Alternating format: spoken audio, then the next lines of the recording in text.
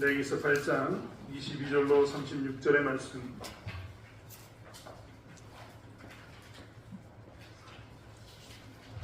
제가 진 성경은 구약성경 156페이지에 있습니다.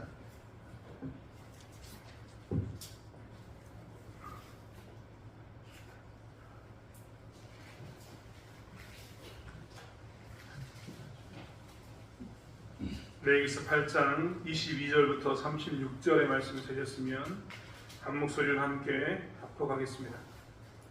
또 다른 순양 곧 위임식의 순양을 드릴세 아론과 그의 아들들이 그 순양의 머리에 안수하매 모세가 잡고 그 피를 가져다가 아론의 오른쪽 뒷부리와 그의 오른쪽 엄지 손가락과 그의 오른쪽 엄지 발가락에 바르고 아론의 아들들을 데려다가 모세가 그 오른쪽 뒷부리와 그들의 손의 오른쪽 엄지 손가락과 그들의 발의 오른쪽 엄지 발가락에 그 피를 바르고 또 모세가 그 피를 제단 사방에 뿌리고 그가 또 기름과 기름진 꼬리와 내장에 덮인 모든 기름과 간 커플과 두 콩팥과 그 기름과 오른쪽 뒷다리를 떼어내고 여호와 앞 무교병 광주리에서 무교병 한 개와 기름 섞은 떡 한 개와 전병 한 개를 가져다가 그 기름 위에와 오른쪽 뒷다리 위에 놓아 그 전부를 아론의 손과 그의 아들들의 손에 두어 여호와 앞에 흔들어 요제를 삼게 하고 모세가 그것을 그들의 손에서 가져다가 제단 위에 있는 번제물 위에 불사르니 이는 향기로운 냄새를 위하여 드리는 위임식 제사로 여호와께 드리는 화제라. 이에 모세가 그 가슴을 가져다가 여호와 앞에 흔들어 요제를 삼았으니 이는 위임식에서 잡은 순양 중 모세의 몫이라. 여호와께서 모세에게 명령하심과 같았더라. 모세가 단유와 제단 위에 피를 가져다가 아론과 그의 옷과 그의 아들들과 그의 아들들의 옷을 뿌려서 아론과 그의 옷과 그의 아들들과 그의 아들들의 옷을 거룩하게 하고 모세가 아론과 그의 아들들에게 이르되 내게 이미 명령하시기를 아론과 그의 아들들은 먹으라 하셨은즉 너희는 회막문에서 그 고기를 삶아 위임식 광주리 안의 떡과 아울러 그곳에서 먹고 고기의 떡의 나머지는 불사를지 위임식은 이래 동안 행하나니 위임식이 끝나는 날까지 이래 동안은 회막문에 나가지 말라.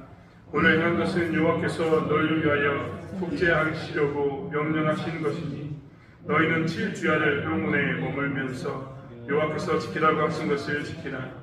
그리하면 사망을 면하리라. 내가 이같이 명령을 받았느니라. 아론과 그의 아들들이 여호와께서 모세를 통하여 명령하신 모든 일을 준행하니라. 아멘.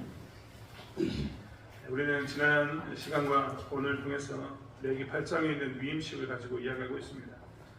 지난 시간에 저희가 했던 위임식에 대한 첫 번째 이야기를 나눌 때는 아론의 그 제사장에 대한 옷, 제사장들이 구별되는 모습에 대해서 이야기했다면 오늘 이제 두 번째 시간에는 제사에 대해서 이야기를 하려고 합니다.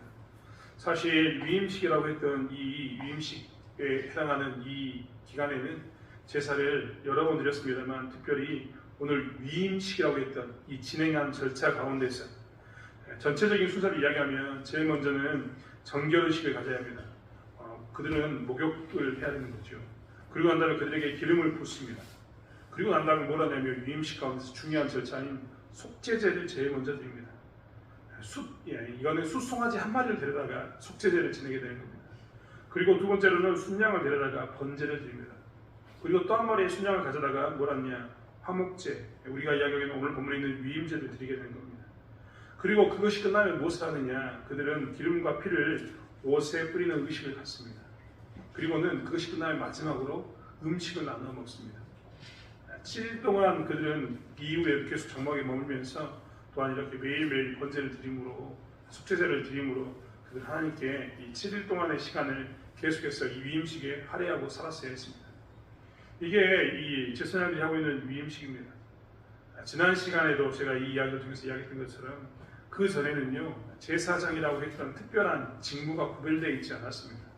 하지만 이제 제사장의 직무를 구별하게 되는 거죠. 오늘 본문에 보면 제일 먼저 누가 이것들에 대해서 진행하느냐, 이것을 거행하느냐, 모세가 했습니다. 모세가. 아론과 그의 아들과 모세가 있죠. 모세는 제사장입니까? 아닙니까? 모세는 공식적인 제사장이 아닙니다. 그렇기 때문에 오늘 본문에 보시면 모세가 이 첫 번째 아론과 그의 아들들을 세우는 제사가 집례하지만 그럼에도 불구하고 제사장의 몫을 다 받지는 않습니다.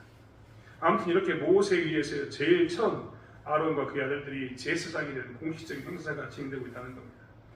그 행사 중에서 오늘 우리가 봐야 될 것은 그 수송아지를 잡아서 드리는 속죄제, 그리고 순양 한 마리를 잡아서 드리는 이 번제, 또 하나 마지막에 있는 위임식의 순양의 제사를 저희가 보고자 합니다. 그 중에서도 위임식의 순양의 제사는 오늘 이 위임식 가운데서 가장 핵심적인 제사입니다. 그렇기 때문에 우리는 무엇보다도 그것에 대해서 좀 살펴보았으면 좋겠습니다. 레위기서 8장 14절부터 17절까지는 수송아지를 가지고 드리는 속죄제입니다. 그리고 18절부터 21절은 번제에 관한 규정이고, 또한 36절까지는 소위 말하는 위임식에 드리는 이 순양을 가지고 드리는 순양의 제사입니다. 순양의 제사라고 드렸지만 사실 이 마지막에 드렸던 이 위임제라고 했던 이것은 일종의 화목제입니다. 레위기서 7장 34절에 보면 뭐라고 나왔냐면, 나중에 이것을 가지고 그들이 화목제물을 가지고 흔든 가슴과 뒷다리를 제사장과 아론 자손에게 주고, 또한 그것을 이후에 음식을 나눠 먹게 하는 장면이 나옵니다. 화목제를 제가 배울 때 분명히 어떻게 배우냐면, 다른 것들은 수직적인 관계라면 화목제는 수평적인 관계이다. 그래서 우리가 예배를 드릴 때는 반드시 거제까지 하는 게 진짜 예배다. 번제만 드린 게 예배가 아니라 반드시 뭘 해야 된다고요? 교제를 해야 된다. 식사에 거제까지 드린 게 온전한 예배이지, 그냥 내가 이 땡땡땡 치고 나가는 것은 온전하지 않다라고 분명히 말씀드렸습니다. 화목제는 이렇게 수평적인 그런 제사에 해당하는 그런 부분인데, 오늘 레위기 7장 34절에 말씀한 것처럼 오늘 우리가 읽었던 이 위임식에 드리는 제사는 그렇게 가슴과 뒷다리에 대해서 나누어 가지게 되고, 그리고 음식을 나눠 먹는 이런 모습을 보면 화목제인 게 분명합니다. 하지만 화목제를 이렇게 드리지만 이 화목제를 드림에도 불구하고 구분되어서 드립니다. 화목제가 일반적인 그 화목제가 아니라 오늘 위임식의 화목제는 좀 더 특별합니다. 우리는 그래서 이런 것들을 좀 살펴보려고 합니다. 좀 전에도 이야기했지만 위임식을 드릴 때 제사장들이 했던 것은 먼저는 목욕, 그 다음에 기름 부음, 그 다음에 속죄제, 번제, 그리고 이 소위 말하는 화목제를 드리고 다시 피를 뿌리고 피를 바르고 기름을 바르는 장면, 그리고 음식을 나눠 먹는 장면으로 나옵니다. 그 중에서 저희는 어느 것을 보냐면 이 속죄제, 위임식을 위한 속죄제를 지금 보고 있는 겁니다. 위임식을 위한 화목제, 이것을 세 번째 제사를 보고 있는데, 세 번째 제사는요, 오늘 성경에 이야기가 잘 나와 있습니다. 사실 이런 이야기하면 우리는 그림이 안 그려지니까 굉장히 이런 부분이 어렵습니다만, 잘 보면 어렵습니다. 먼저는 위임식을 하는 이 제사의, 위임식을 위한 순양의 제사의 진행 방식은 먼저 아론과 아론 자손들이 다 나옵니다. 그리고 그들이 순양의 머리에 손을 얹고 안수합니다. 이 안수하는 건 뭘 위해서 안수하는 걸까요? 죄를 위해서 안수하는 거죠. 그들의 죄를 위해서 안수합니다. 그러면 그 제물을 누가 잡냐? 모세가 제물을 잡습니다. 그리고 모세가 처음이니까요. 지금 처음 하는 장면이니까 모세가 제물을 잡고 피를 가져다가 아론과 그의 아들들에게 바릅니다. 그리고 피를 제단에 뿌립니다. 여러분 기억이 잘 안 나시겠지만 화목제를 드릴 때는요, 피를 제단에 뿌렸습니다. 지금 이 순서의 특별한 것은 모세가 지금 아론과 아론의 자손들의 귓볼에, 오른쪽 귓볼에, 오른쪽 엄지손가락에, 오른쪽 엄지발가락에 뭘 했다고요? 피를 받는 장면이 굉장히 독특하게 드려지는 겁니다. 그리고 나중에 모세는 기름진 꼬리, 모든 기름, 오른쪽 뒷다리, 무교병 1개, 기름섞은 떡 1개, 전병 1개, 소위 말하면 우리가 드렸던 소고지에 해당하는 것과, 그리고 우리가 드린 제물 중에 화목제를 드릴 때 드렸던 기름진 부분들을 데려다가 어떻게 하냐, 모세는 어디에 놓냐면 번제단에 놓습니다. 그러면 이 제단 위에 이것을 올려놓으면 아론과 그의 아들들은 와가지고 뭐라 하느냐, 그 기름진 덩어리와 소재에 드린 떡들을 가지고 어떻게 하냐면 요제를 드립니다. 요제는 어려운 게 아닙니다. 흔들 요자, 위에서 흔들어서, 가슴 위로 흔들어서 요제를 이렇게 드리는 겁니다. 그리고 내려놓습니다. 그러면 모세가 와서 어떻게 하냐면 이 요제를 이것을 불에 태웁니다. 그리고 그 뒤에 가슴살을 가지고 와서 모세는 다시 요제를 드립니다. 그리고 그 가슴살은 이제 누구 것이 되느냐? 이것은 모세의 것이 됩니다. 굉장히 좀 복잡한 것처럼 보이지만 대강 아마 그림은 그려질 겁니다. 먼저 안수를 하고 그 다음에 피를 뿌리고 제단 위에 드릴 것을 올려놓고 다시 그것들을 가지고 아론의 자손들이 요제를 흔들어서 하나님께 드리고 모세가 그것을 불태우고 다시 가슴에 해당하는 부분을 또 모세가 하나님께 요제로 드리고 요제를 드리고 난 후에 요제를 드린다는 것은 태운다는 게 아닙니다. 가슴은 자기가 가져가서 자기의 몫으로 드리는 이런 장면이 오늘 이 위임식의 순양의 제사입니다. 굉장히 복잡한 것처럼 보이지만 사실은 별로 복잡하진 않습니다. 다만 우리가 이렇게 그림으로 그려지지 않는 것뿐입니다. 행하고 있지 않으니까 그런 겁니다. 오늘날 사실 그냥 지나가는 이야기로 더해서 이야기 보면 오늘날 이스라엘은요 제사가 남아있지 않습니다. 레위기가 이렇게 남아있는데도 제사 드리는 방법을 모릅니다. 왜 모를까요? 구체적으로 디테일하게 아주 세부적으로 자세한 기록들이 남아있지 않기 때문에 지금 이스라엘 백성들은요 제사를 지내라고 해도 지내지 못합니다. 방식이 안 나와 있으니까요. 그만큼 그 당시 문화에 따라서 차이가 있었기 때문에 우리는 지금 이렇게 대강의 그림만 그려보면 된 줄 믿습니다. 그리고 더 중요한 것은 무엇이냐면 도대체 이 레위기의 위임식에서 이렇게 위임식을 위한 순양의 제사를 드리게 했던 이 이유가 뭘까? 우리는 이것을 살펴보는 것이 더 중요합니다. 아까도 말씀드렸지만 이 위임식에 드리는 마지막 이 위임식 순양의 제사는 마지막 제사는요 굉장히 위임식의 핵심적인 부분인데 이것이 일반적인 화목제와 차이점이 있다고 제가 말씀드렸습니다. 그래서 하나님께서는 위임식의 화목제를 그렇게 차이를 두게 함으로 인해서 백성들로 하여금 물음표를 찍게 만드는 겁니다. 아니 우리가 드리는 화목제는 이렇게 드려야 되는데 그동안 하나님께서는 이렇게 드리라고 했는데 왜 제사장의 화목제는 이렇게 드리는 거야? 여기 좀 구분점이 있네, 차이점이 있네. 이것을 강조하고 싶은 겁니다. 그렇기 때문에 우리도 무엇을 해야 되느냐? 이 위임식 가운데 있는 화목제를 통해서 차이점이 무엇인가? 그 차이점 둔 이유는 무엇인가를 살펴보는 것이 좀 더 말씀에 가까이 가는 방법이라 하겠습니다. 오늘 그 화목제이지만 차이를 둔 그것을 보면 그 내용이 무엇인가를 살펴보면 우리는 이 차이를 둔 의미를 알 수 있습니다. 먼저는 화목제, 기존의 화목제와 제물을 처리하는 것이 좀 다릅니다. 원래는 오른쪽 뒷다리가 제사장의 몫이었습니다. 그런데 오늘 본문에 보면 뭐 했습니까? 모세가 그것을 제사장들이 이것을 요제를 들고 간 후에 모세가 그것을 태워서 번제물로 하나님께 드려버렸습니다. 그리고 가슴살 일부분이 원래는 제사장의 몫이었습니다. 그런데 오늘 가슴살은 누가 가져갑니까? 모세가 가져갑니다. 즉 제사장의 몫으로 들어가야 할 이 뒷다리와 가슴이 누구에게 가냐면 한편은 모세가 한편은 하나님이 가져가는 일들이 일어나게 된 겁니다. 모세가 가슴살을 가져갔는데 뒷다리까지 가져가지 않는 이유는 성경에 나와 있지 않습니다. 하지만 분명한 것은 그가 제사장이 아니었기 때문에 정식적인 제사장이 아니었기 때문에 이렇게 나누어 가지는 그런 일이 있었을 겁니다. 아무튼 이렇게 일반적인 화목제와는 차이를 갖습니다. 두 번째로 일반적인 화목제와 차이를 갖는 게 뭐냐면 그것은 제단에 피를 뿌리는 장면입니다. 일반적인 화목제는 제단에 피를 뿌리지만 오늘 어떻게 했다고요? 오른쪽 깃볼, 오른쪽 엄지손가락, 오른쪽 엄지발가락에 피를 바릅니다. 오른쪽에 발랐다 이 말은 다른 의미가 아닙니다. 오른쪽이 항상 의롭다, 그 다음에 힘, 권능 이런 것을 상징했기 때문에 그렇습니다. 비록 신체의 말단에 다 발랐지만 이것은 뭐냐면 몸 전체에 바른 것과 동일한 의미를 갖습니다. 몸을 상징적으로 씻어내는 의미를 갖는 것이 무엇이냐면 이렇게 신체의 말단에 피를 바르는 것이었습니다. 그렇다면 기존에는 화목제는 제단에만 뿌렸는데 왜 그러면 오늘은 제사장의 몸에도 이렇게 피를 뿌렸는가, 피를 발랐는가? 그것은 제사장이 제단과 연결되어 있음을 이야기하고 있는 겁니다. 그동안 번제단이 어떤 것을 상징했습니까? 좀 전에 우리가 봤지만 뒷다리는 누구에게 드렸어요? 번제, 태워서 하나님께 드렸습니다. 번제단은 항상 뭐냐면 하나님께 드리는 자리, 하나님의 임재의 상징, 이런 의미를 가지고 있는 게 번제단이었습니다. 그렇기 때문에 거기에 피를 뿌렸던 겁니다. 그런데 이제는 제사장에게도 피를 뿌림으로 해서 번제단과 제사장이 어떻게 됐냐면 피로 이어져 있다는 것을 의미하고 있습니다. 즉 이제 제사장은 자기 스스로가 생각할 때 뭐라고 이야기되냐면 나는 하나님의 임재의 상징이었던 번제단과 피가 동일하게 뿌려진 존재인 것을 기억하면서 나는 하나님과 아주 밀접한 관계에 있구나. 그냥 살아서는 안 되겠구나라는 것을 알 수 있습니다. 그리고 특별히 제사장은 피로 자기 몸에 발랐던 것을 기억하면서 나는 내 몸 안에 피의 구속이 있지 않고서는 하나님의 일을 할 수 없구나. 여러분 제사장의 역할이 뭡니까?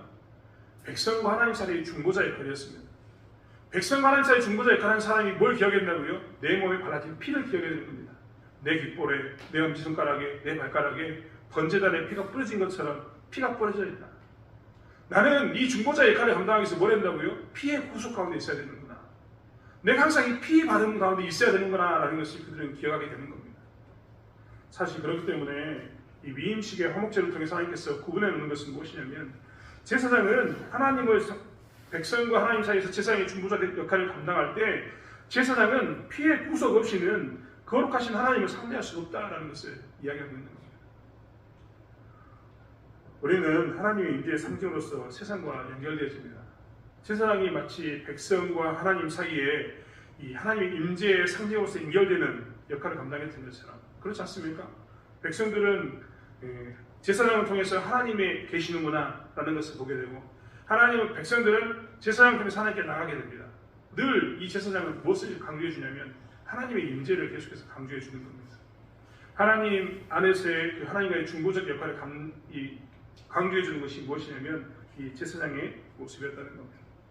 즉 제사장들은 이렇게 하나님의 임재성, 내가 번제단과 연결되어 있구나, 나는 피 바름 없이는 하나님 앞에 나갈 수가 없구나, 나는 백성과 하나님 사이에서 피 바름의 그 역할, 피의 구속 가운데서 역할을 감당해야 되는구나, 내 직분을 감당하기 위해서 반드시 뭐가 있어야 된다고요? 피 바름이 있어야 되는구나, 피가 없이는 나는 하나님께 나갈 수 없구나라는 것을 늘 그들은 어떻게 하느냐, 인식하고 살게 되는 겁니다.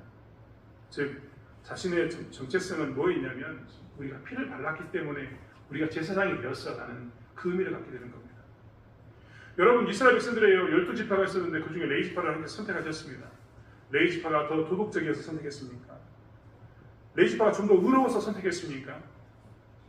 아닙니다. 레위지파가 구분되는 것은, 레위지파가 제사장으로서 역할을 감당할 수 있는 것은 그들의 몸 안에 뭐가 발라졌기 때문에, 피가 발라졌기 때문에 그렇습니다. 하나님께서는 이것을 이야기하면서 레위지파의 임재, 레위지파의 그 정체성에 대해서 이야기하시면서 뭘 이야기하냐면, 너희는 좀 더 도덕적인 것에 대해서 나가는 게 아니라 너희는 너희들의 몸 안에 피가 발려있다는 것을 기억하면서 그 피를 바르는 것이 너희들의 정체성의 근본이라는 것을 기억하라고 이야기하는 겁니다. 요즘 말로 이야기하면 교회 다니는 우리들이 하나님과 세상 가운데서 어떤 중보자 역할을 감당할 때, 혹은 우리가 중보자 역할을 감당하면서 먼저 된 자로서 좀 더 약한 지체와 하나님 사이에서 우리가 중보자 역할을 감당할 때 우리는 무엇을 이야기하느냐, 내가 좀 더 도덕적이기 때문에 이 일을 감당한다 라고 고백하면 절대 되지 않습니다. 우리는 무엇 때문에 이 일을 감당한다고요? 지금은 이 피바름, 우리에게 피바름이라는 것은 이번 주일날 저희가 부활주일을 보냈었는데, 부활주일날 우리가 보냈던 것처럼 예수 그리스도께서 보혈의 피값을 우리를 샀기 때문에 우리가 여기 있는 겁니다. 우리에게서 오늘날 피바름이라는 것은 뭐냐면 예수의 보혈의 피값입니다. 우리는요, 세상과 하나님 사이에서 중보자 역할을 감당하고 더 연약한 지체와 하나님 사이에서 중보자 역할을 감당할 때 항상 무엇을 가지고 이것들을 감당하냐면, 내가 신앙이 좀 더 좋기 때문에 아닙니다. 내가 그 사람보다 좀 더 거룩하게 살기 때문에 아닙니다. 내가 그 사람보다 좀 더 도덕적이기 때문에 아닙니다. 내가 무엇을 경험하고 있기 때문에 예수의 보혈의 가운데 있기 때문입니다. 다른 말로 이야기하면 우리가 중보자 역할을 감당하고 우리 하나님의 임재 상징으로서 세상 가운데서 살 수 있는 이유는, 내가 세상에 비교했을 때 좀 더 우월하다 이런 게 아니라, 내가 세상과 비교했을 때 내가 좀 더 피 안에 있는, 보혈의 피값에 있는 복음적인 사람인 겁니다. 우리는 그렇기 때문에 이 땅에 살면서 우리의 정체성이 어디에 있는가? 복음적인 것에 있다는 것, 예수의 피 안에 내가 있다는 것, 예수의 피 안에 있는 것이 나로 하여금 세상과 하나님 사이에서 하나님의 자녀로서의 삶, 중보자로서의 역할을 감당해야 하는 의미를 갖는다는 것을 기억하고 살아야 되는 겁니다. 세상은 자꾸만 우리에게 공격합니다. 좀 더 거룩하고 좀 더 너희들이 구분될 것을 이야기하면서 공격합니다. 당연한 거죠. 하지만 우리는 그때마다요, 거기에만 휩쓸려서는 절대 아닙니다. 좀 더 네가 구별되라, 좀 더 네가 도덕적이어야 된다라고 이야기했을 때 우리는 그 말에 속아서는 절대 안 된다는 겁니다. 우리는 세상 가운데 죄를 짓고 살 수도 있고 잘못할 수도 있습니다. 하지만 우리가 그럴 때마다 강조할 게 뭡니까? 세상이 기독교인들이 좀 더 도덕적으로 살아야지 라고 얘기할 때 우리는 뭐라고 이야기하냐면, 아니, 우리는 좀 더 복음적으로 살아야 돼. 너희들은 도덕이라는 것을 가지고 윤리대 절대 윤리 비교하지만, 아니, 우리는 하나님의 말씀, 보혈의 피값 가운데 있는가? 우리는 좀 더 복음 안에 있는가? 좀 더 말씀대로 사는가가 기준이지, 너희들이 말하는 도덕과 어떤 구분됨, 차이, 이런 게 있지 않다라고 우리는 고백하고 살아야 되는 겁니다. 좀 더 정확히 표현하면, 우리가 너희들과 함께 구분되는 차이는 우리 몸에 예수의 피값이 흐르고 있기 때문이지 다른 것이 아니다라고 이야기하면서, 우리는 예수의 피값이 흐르는 사람으로서 오직 그 피값에 해당하는 말씀 중심의 삶을 살겠다고 고백하는 것이 우리의 진정한 정체성이라는 겁니다. 사실 위임식에 대한 이 세상을 통해서 하나님께서 강조하시는 것도 여기 있습니다. 너는 귓부리에 오른손 엄지손가락에 오른손 엄지발가락에 피가 흘러있다. 너의 역할은 번제단에 피를 뿌린 것처럼 너의 역할은 네 몸에 피가 뿌려져 있어서 너의 정체성은 보혈의 피값 가운데 이 말씀 가운데 서 있는 것이다라고 우리에게 말씀하고 있다는 겁니다. 사랑하는 성도 여러분, 우리는 주의를 감당한 것이 좀 더 도덕적이기 때문에 우월하기 때문에 라고 이야기해서는 절대 되지 않습니다. 우리가 죄를 감당할 수 있는 것은 우리의 몸에 예수의 피가 흐르고 있기 때문에 그렇습니다. 우리가 복음 안에 살고 있기 때문에 예수의 피값으로 구원받았기 때문에 이렇게 살고 있는 것이지 다른 이유가 있지 않다는 겁니다. 그렇기 때문에 우리는 항상 무엇을 강조해야 되느냐, 내 몸에는 피가 발라져 있음을 늘 고백하고 살아야 되고, 나는 복음적으로 살아야 되는 사람인 것을 고백하고, 나는 예수의 명령을, 지상명령을 지키는 증인의 삶을 살아야 되는 것을 강조하는 것이 우리의 모습인 것을 놓치지 않아야 된다는 것입니다. 사랑하는 성도 여러분, 우리가 복음적으로 우리 몸에 발라진 피값을 기억하면서 살아가는 저와 여러분이 되기를 원합니다. 두 번째로 이 위임식을 통해서 하나님께서 강조하시는 것은 제사는 7일 동안 드렸다라는 것을 강조하고 있습니다. 33절에 보면 위임식은 1회 동안 행하나니 위임식이 끝나는 날까지 1회 동안은 회막문에서 나가지 말라라고 이야기합니다.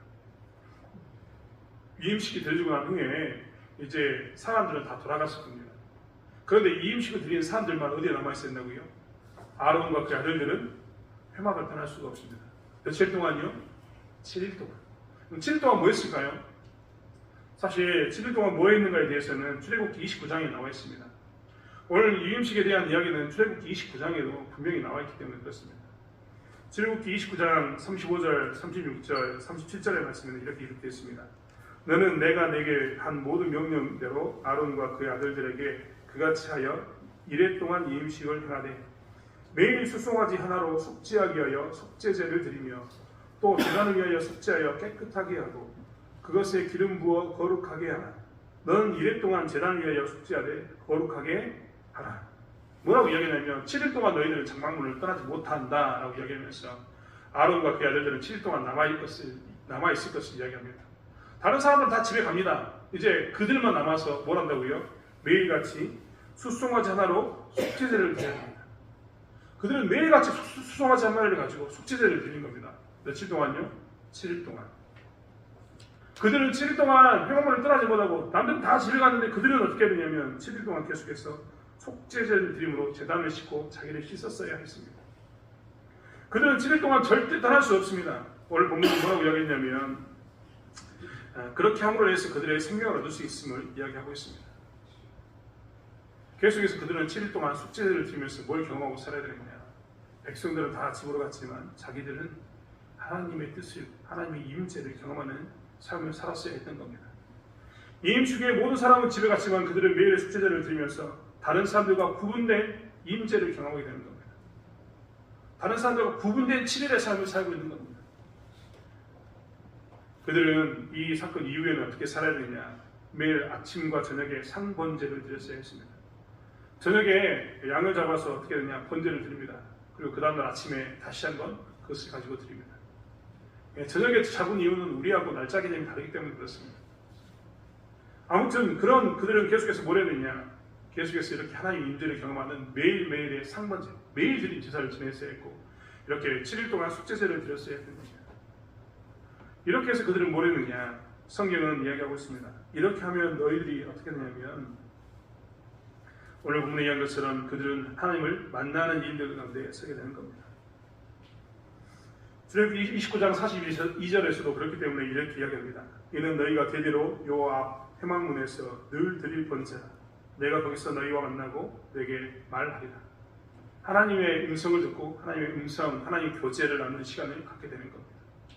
임재를 늘 경험하는, 구분된 임재를 경험하는 시간을 갖는 것이 제사상의 이 7일 동안의 위임식 이후에 속죄제를 드린 기간인 겁니다.